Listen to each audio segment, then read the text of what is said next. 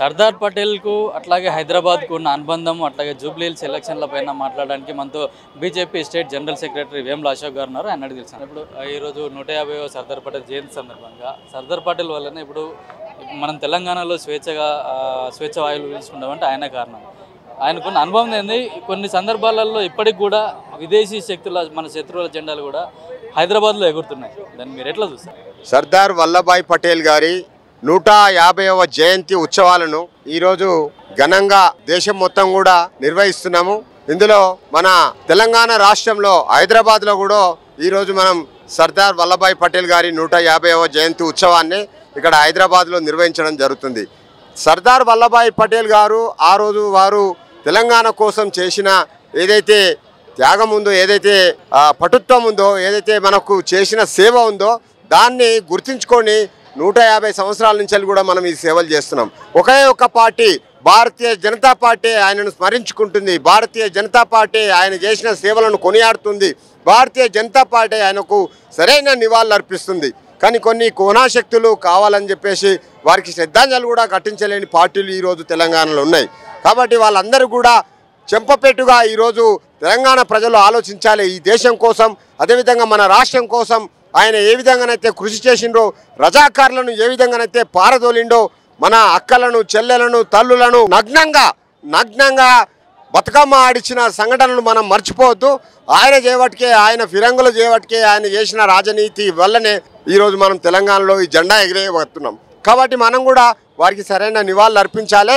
వారి సేవలను భారతీయ జనతా పార్టీ ప్రతి సంవత్సరం చేస్తుంది. ఈ సంవత్సరం కూడా చేస్తున్నాం. మేము ఈరోజు 31వ తారీఖు నుంచి వెళ్ళి కూడా మేము సంవత్సరం పూర్తిగా భారతీయ జనతా పార్టీ ఆధ్వర్యంలో సర్దార్ వల్లభాయ్ పటేల్ గారి జయంతి 150వ జయంతి ఉత్సవాలను ఘనంగా చేస్తాము. ఆయనకు శ్రద్ధాంజలి, నివాళి, పుష్పాంజలి ఘటిస్తామని చెప్పేసి తెలియజేస్తున్నాను. అంటే ఇప్పటికి కూడా కొన్ని చోట్ల హైదరాబాద్లో మన శత్రువుల దేశ జెండాలు కూడా ఎగురుతున్నాయి. అంటే పూర్తిగా సర్కార్ వైఫల్యము, నిఘా వైఫల్యం అనుకోవచ్చు. ఈ దొంగ సర్కారులు కొన్ని చూసి చూడనట్టు చేస్తున్నాయి. ఈ జెండాను, దేశ జెండాను, త్రివర్ణ పథకాన్ని వదిలేసి కొంతమంది కోనావాదులు, కొంతమంది ఉగ్రవాదులు ఇక్కడ పాకిస్తాన్ జెండాను, బంగ్లాదేశ్ జెండాను ఎగరేయడానికి ఎన్నో విధాలుగా వాళ్ళు ప్రయత్నాలు చేస్తున్న సందర్భాలు మనం చూస్తున్నాం. క్రికెట్ ఆడినప్పుడు చూడండి, ఇండియా వర్సెస్ పాకిస్తాన్ క్రికెట్ ఆడినప్పుడు మన జెండాను కాకుండా మన దేశంలో ఉన్న కొంతమంది తీవ్రవాదులు, అదేవిధంగా దేశ ద్రోహులు పాకిస్తాన్ జెండా కోసం, పాకిస్తాన్ కోసం మాట్లాడే కొంతమంది రాజకీయం చేసే వ్యక్తులకు గుణపాఠం చెప్పాలంటే ఈరోజు మేము ఒకటే చెప్తున్నాము. అటువంటిది రాబో రోజులల్లా నరేంద్ర మోడీ గారి ప్రభుత్వంలో ఉన్నన్ని రోజులు ఇటువంటి విదేశీ పాట వాడే వాళ్ళనందరినీ కూడా వాళ్ళను ఏరి పారి ఈ దేశం నుంచి వెళ్ళి బయటికి పంపించే ఒకే ఒక పార్టీ భారతీయ జనతా పార్టీ. దేశం కోసం పనిచేస్తాం, దేశం కోసం ప్రాణం ఇస్తాం, దేశ ప్రజల కోసం మేము ఎప్పటికీ కూడా వాళ్ళ వెన్నంటి ఉంటామని చెప్పేసి ఈ జెండా సాక్షిగా, త్రివర్ణ పతాకం సాక్షిగా మేము తెలియజేస్తున్నాను. అంటే ఈరోజు ఒక అజారుద్దీన్ గారు మంత్రిగా ప్రమాణ స్వీకారం చేయబోతున్నారు. అంటే ఇన్ని రోజులు లేనిది కేవలం ఇప్పుడు జూబ్లీ హిల్స్ ఎలక్షన్లప్పుడే ఒక మైనార్టీకి మంత్రి పదవి ఇవ్వడం ఏ విధంగా చూస్తుంది? అజారుద్దీన్ గారు వారి మీద ఎన్ని క్రిమినల్ కేసులు ఉన్నాయో మనందరికీ తెలుసు. వారు ఏ విధంగా క్రిమినల్ కేసులు సుప్రీంకోర్టులో కూడా ఉన్నాయి. ఇక్కడ కాదు, మన రాష్ట్రం తెలంగాణలో, హైదరాబాద్లో కాదు, వారి మీద సుప్రీంకోర్టులో కూడా కేసులున్నాయి. కేసులు నడుస్తున్న వ్యక్తిని కావాలని చెప్పేసి రాష్ట్ర ప్రభుత్వం, ఇక్కడున్న ముఖ్యమంత్రి రేవంత్ రెడ్డి ఓట్ల పబ్బం గడుపుకోవడానికి, మైనారిటీస్ల ఓట్లు దండుకోవడానికి ఈరోజు అజారుద్దీన్ని ముందుకు తీసుకొచ్చి ఆయనకు మంత్రి పదవి ఇస్తున్నారు. అసలు అజారుద్దీన్ కన్నా ఇక్కడ వేరే వ్యక్తులు ఎమ్మెల్యేలు, ఎమ్మెల్సీలు గెలిచిన మైనారిటీస్లు ఎవరు లేరు. అయినా కానీ అజారుద్దీన్ని కావాలని చెప్పేసి అసలు ఎంఎస్సీ కాదు, ఎమ్మెల్యే కాదు, ఇంకా ఏ జరగలేదు. పోయినసారి పోటీ చేసినప్పుడు ఓడిపోయిండు. ఈసారి వేయాలన్నా కానీ సుప్రీంకోర్టులో కేసులున్నాయి. అవన్నీ కూడా ప్రభుత్వానికి తెలియదా? అజారుద్దీన్ గురించి తెలియదా? ఎన్ని కేసులున్నాయి అజారుద్దీన్ మీద? అజారుద్దీన్ను అడ్డం పెట్టుకొని అక్కడ జూబ్లీ హిల్స్ ఎన్నికలల్లో ఓట్లు దండుకోవడానికి, మైనారిటీస్ ఓట్లు కొల్లగొట్టుకోవడానికి ఇదొక పెద్ద డ్రామా. ఈ డ్రామాలా ఎవరు కూడా హిందువులు దాన్ని అందరూ కూడా వ్యతిరేకించాలి. ఈ పెద్ద ఒక నాటకాన్ని మనం అందరం కూడా తుదముట్టించాలి.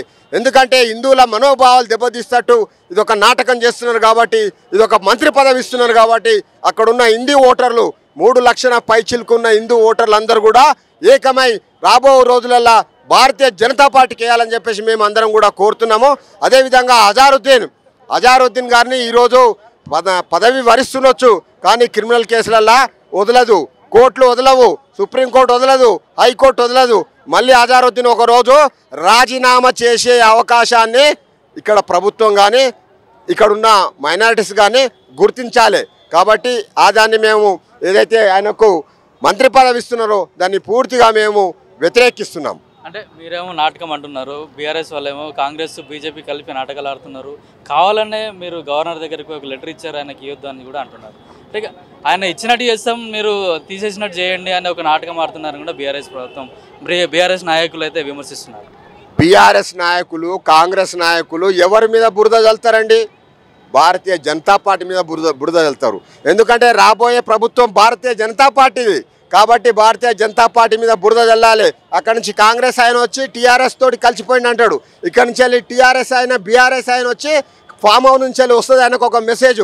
ఫామ్ హౌస్ నుంచి రాగానే కాంగ్రెస్ తోటి కలిసినట్టు ఒక లెటర్ ఇచ్చినట్టు, గవర్నర్ గారికి లెటర్ ఇచ్చినట్టు కాదు, స్వచ్ఛందంగా మేము ఆయన అనర్హత ఉన్నది, ఎన్నికల కోడ్ ఉన్నది. ఇప్పుడు ఈ ఎన్నికల కోడ్ను పక్కన పెట్టి ఒక మంత్రి పదవి ఇవ్వడము ఇదంతా కూడా తప్పు అని చెప్పేసి మేము గవర్నర్ గారికి అదేవిధంగా ఎన్నికల చీఫ్ అధికారి గారికి ఇవ్వడం జరిగింది. ఇవ్వడం తప్ప?